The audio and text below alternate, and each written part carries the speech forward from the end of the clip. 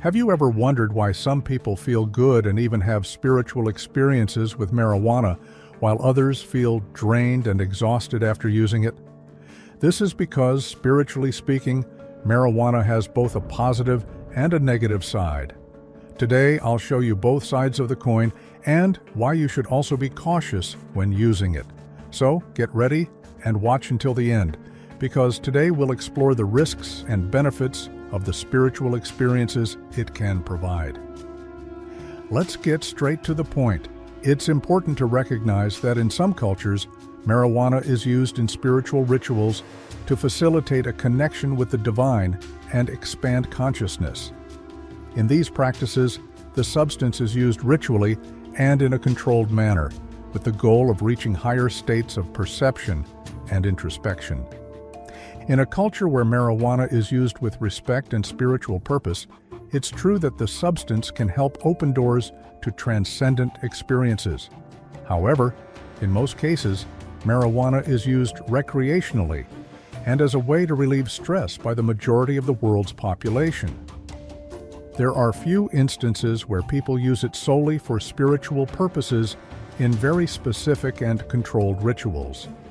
Additionally, not all countries have legalized marijuana, so people often don't buy it in its pure form, but rather a version adulterated with other substances, and that's where the great danger lies, both spiritually and physically.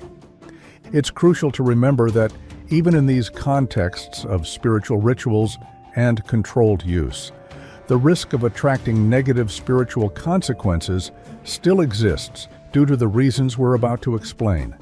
So after all, can the ritualistic use of marijuana be a valid tool for spiritual growth, or do the risks still outweigh the benefits? This is where things start to get interesting.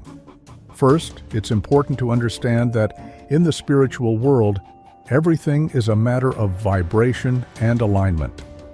When we use substances that alter our state of consciousness, like marijuana, our energetic vibration changes, and this can connect us to lower spiritual planes as well, opening doors to negative spiritual influences that take advantage of our vulnerability to influence us. You may be under the influence of marijuana, feeling relaxed and carefree, but on the spiritual plane, your energy and vitality may be being drained during this process. This is why many people feel more tired shortly after the effects wear off. So if you're already feeling down and use marijuana as a momentary relief, it can leave you feeling even lower afterward.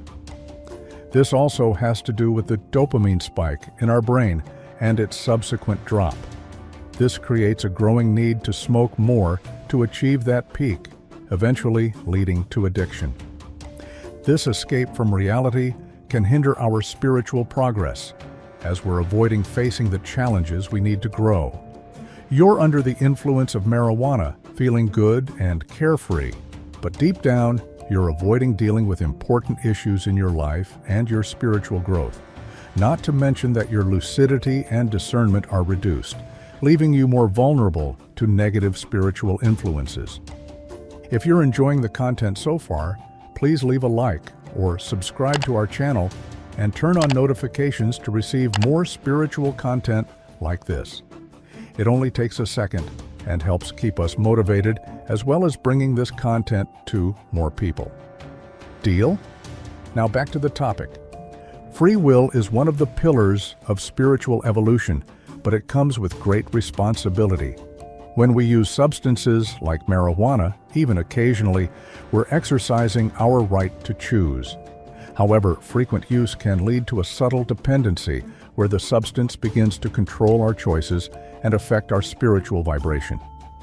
You start using marijuana occasionally, but gradually you notice you're using it more and more, and the substance starts dictating your choices and emotions.